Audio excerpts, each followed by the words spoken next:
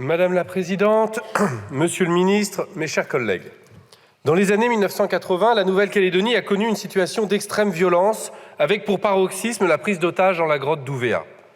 Il a fallu un long processus pour sortir de ce cycle de violence, pour retrouver la paix civile. D'abord, les accords de Matignon sont signés en juin 88 et ils ont été approuvés par référendum la même année. Ainsi, le peuple français a reconnu le fait colonial en Nouvelle-Calédonie et l'existence d'un peuple premier. Notre discussion aujourd'hui est indéfectiblement liée à ce processus de décolonisation. L'accord de Nouméa, signé en 1998, prévoit la construction d'un destin commun avec la mise en place d'une citoyenneté calédonienne. 3 référendums d'autodétermination sont prévus. Ils ont eu lieu en 2018, 2020, 2021. Mais le gouvernement a maintenu coûte que coûte le dernier référendum, malgré le deuil kanak et la demande de report du Sénat coutumier. Les indépendantistes ont donc boycotté le scrutin et n'ont pas reconnu son résultat. L'accord de Nouméa prévoit qu'en cas de refus aux 3 référendums, les partenaires politiques se réuniront pour examiner la situation ainsi créée. Des discussions sont donc en cours pour parvenir à un nouveau consensus, mais cet accord n'est pas encore advenu.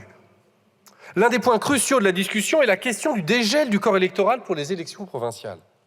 Car celui-ci n'est pas la liste électorale générale, celle des électeurs pour l'élection présidentielle par exemple, mais une liste spécifique. En effet, pour voter lors des élections provinciales, des conditions de naissance ou de résidence en Nouvelle-Calédonie ont été définies en 1999. 25 ans se sont écoulés depuis.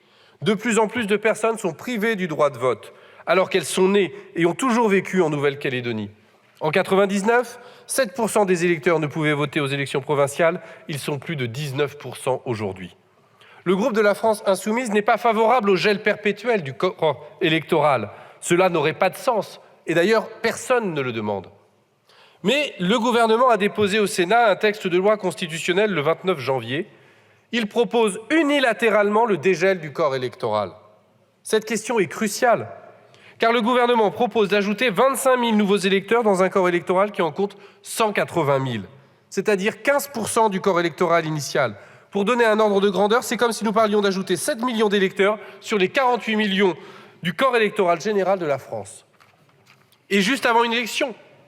Cela change profondément les équilibres politiques, donc potentiellement le résultat des élections. C'est un ultimatum adressé aux acteurs calédoniens pour les contraindre à trouver un accord avant le mois de juillet. Et le texte organique que nous examinons aujourd'hui propose le report des élections territoriales. Comme quoi le gouvernement est capable de faire preuve de souplesse sur le calendrier électoral. Mais cette différence de traitement par rapport au référendum pose un grave problème, car c'est l'impartialité de l'État qui est aujourd'hui entachée de soupçons. Surtout que le Congrès calédonien s'est prononcé en faveur du report des élections territoriales. Ce report avait pour but précisément de se donner du temps pour trouver un accord consensuel. Mais le dépôt du texte constitutionnel s'est fait à peine 10 jours plus tard. Et cela change tout. Ainsi, dans ce cadre, il est primordial de respecter la volonté des habitants de Nouvelle-Calédonie et de garantir l'impartialité de l'État dans le processus. Cela est rigoureusement incompatible avec la méthode brutale du gouvernement. Et nous lançons un avertissement solennel au gouvernement. Sa stratégie du coup de force avive les tensions et ne permet pas aux discussions de se tenir sereinement.